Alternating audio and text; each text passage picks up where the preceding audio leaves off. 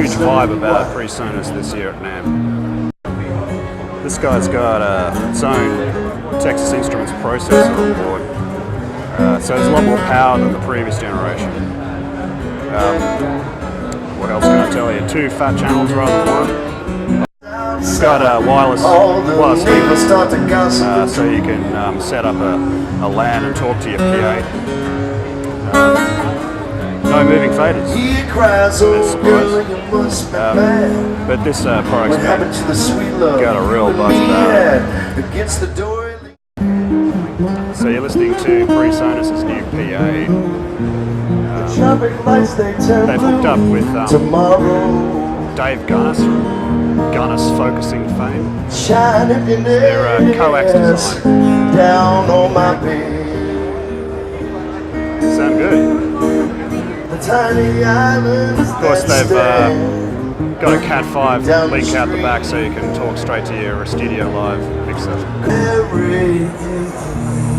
Menthol, apparently. Shure's GLX system, they've relented and finally done a 2.4 gigahertz system. Cheaper than a ULX system. GLX uses its own rechargeable battery. I love the fact that you can recharge the transmitter with your car's cigarette lighter, or indeed via a mini USB. 16 hours of battery life apparently, which is a fair number. Oh, and this is Behringer's idea of good humour. Fair enough. There's a giant iPod dock called the iNuke Boom to look out for in the Guinness Book of Records. Absolutely enormous.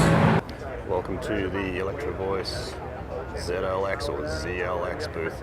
Actually, it is an Electro Voice booth, but as you can see, it's entirely dominated by ZLX. And here's the baby itself. Yep, it's a 12 and horn. But it's priced well, it's meant to kill Eon. We'll see. It's got 3 handles. Yeah, 3 handles. Which makes it easy to transport. It's got some DSP at the back. A couple of mic inputs, link out. I reckon they'll sell these by the truckload. DPA has released a new range of de facto 2 mic capsules. So the idea is that you can plug your favorite DPA/B&K heads onto your existing wireless stock, Shure, Sennheiser, others. So yeah, get a 4011 sound with your existing Sennheiser kit or your Shure kit. Yeah, look. It's going to be interesting to see whether it's taken up. These young ladies are demonstrating de facto. It's Aviom's new A360, the follow-up to its venerable but still current A16, which changed the world of personal monitoring. Must be 10 years ago now. But check this out. What's new? It's pretty obvious for those who familiar with Aviom. What's new? Well, we got stereo placement, we've got reverb, we've got presets, we've got more inputs, 32 in fact, where each of those buttons represents a mono or stereo input. The one down there you can elect to be you, so there's never any issue of finding yourself on this guy.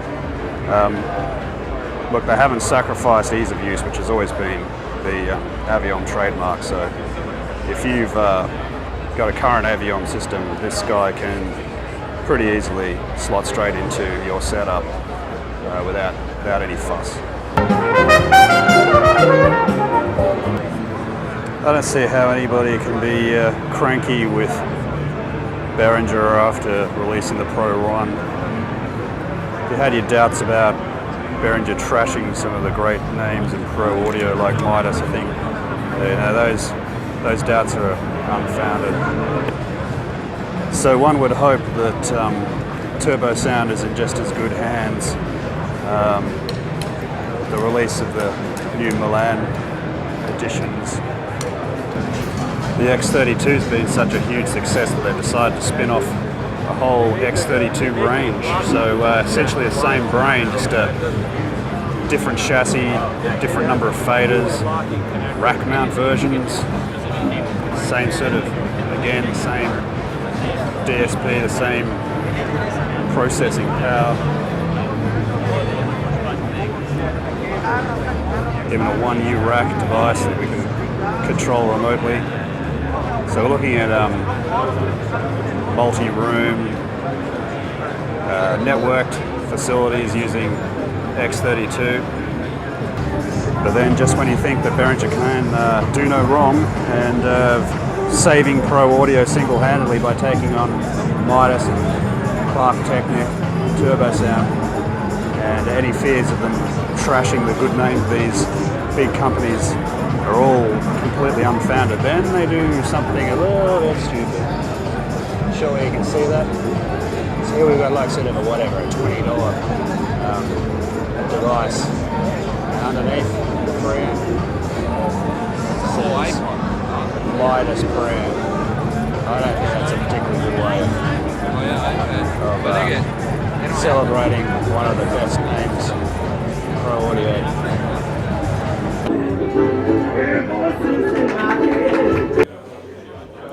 New Soundcraft range of what they call Performer. So I guess this supersedes the previous SI mixers, more processing power. It's got borrows a bit more from the VI series, including the fader glow as they call it. So as you can see there, allowing you to quickly interrogate the console, know where your auxes are or where your groups are, or use it any way you want it, just to organise your console.